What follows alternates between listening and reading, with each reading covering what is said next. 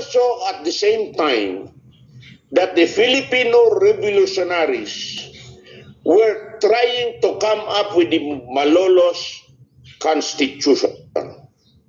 That is the true Filipino Constitution.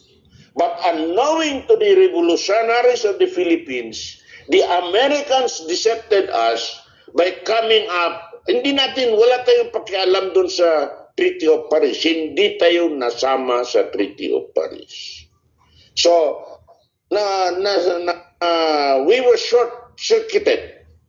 We were doing, because we were made to believe by the Americans that they will help us independent from Spain. Yun ang sinasabi nila. And that is the reason why our revolutionaries then came up with the idea of coming up with our own constitution, which is the Malolos